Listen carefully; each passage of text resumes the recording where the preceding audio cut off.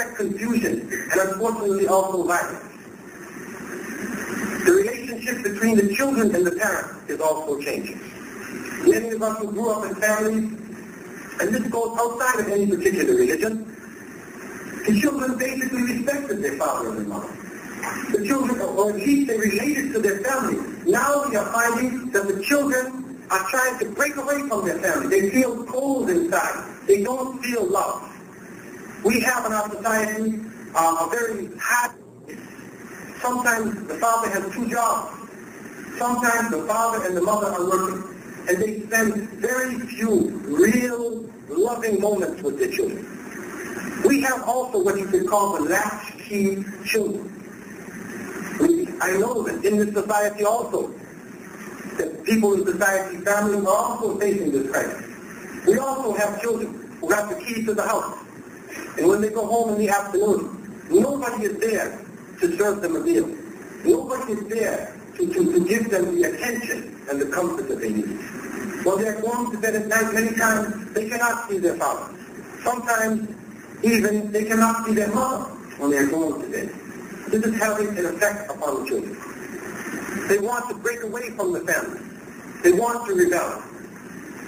Also, in the society, people are turning to drugs.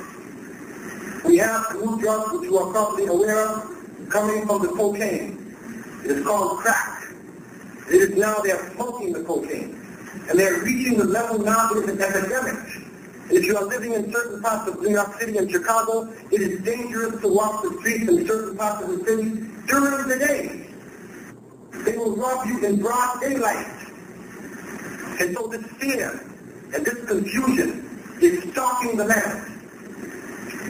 People are dying on the highways.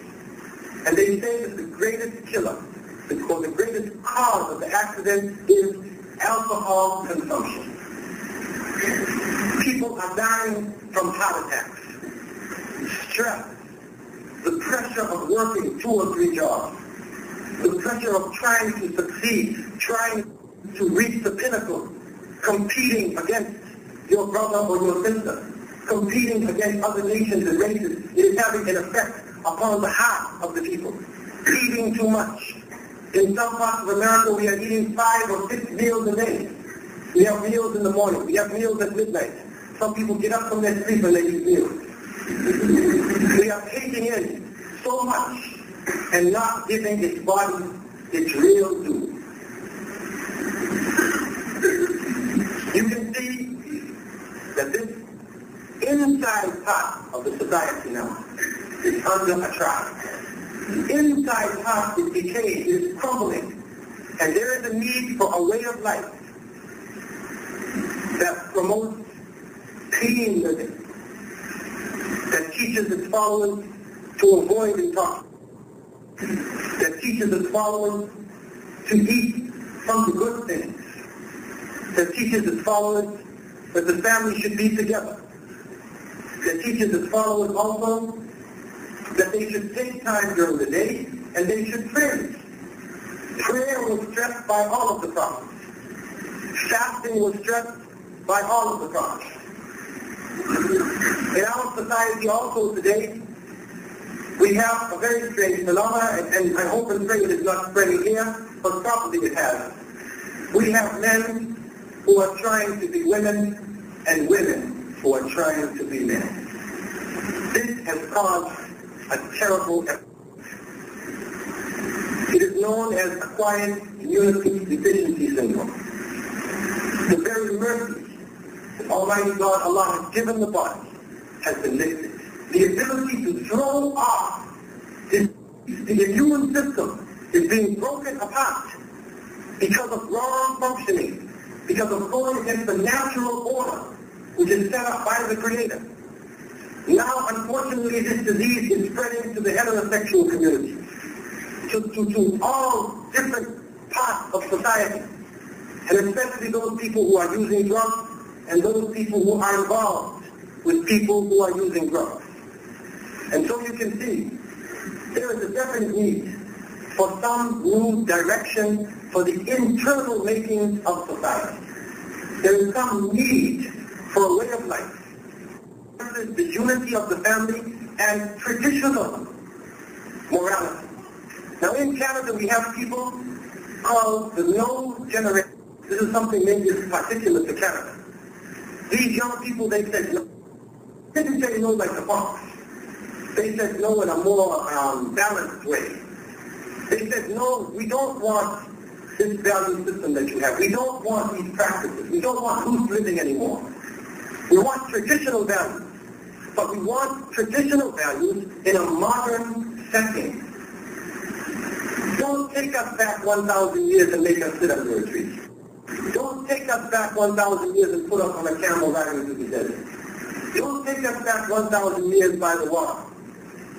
We want to have traditional values, but we want it in a modern context. We want to be able to function in society and still maintain some with our relationship with other people. This no generation concept is spreading throughout the society. And people now are reanalyzing religion.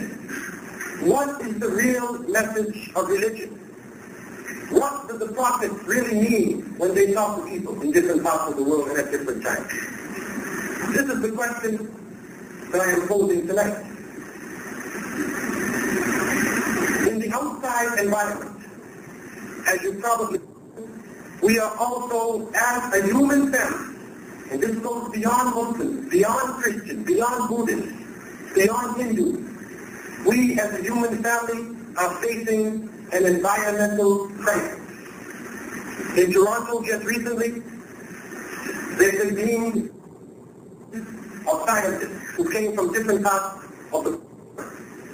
And the scientists brought all of their information and they came together and they agreed facing a crisis, international crisis. Some people are now calling it the greenhouse effect. That we have destroyed or are destroying the ozone layer. That layer of protective gases, which is 15 to 40 kilometers around the Earth, we are destroying it by pollution. We're destroying it by the gases coming up from the automobile in our modern society. And because of this, now the weather is changing. We had a very hot summer last year in Canada. It was so hot, at some point, I thought I was in Arabia.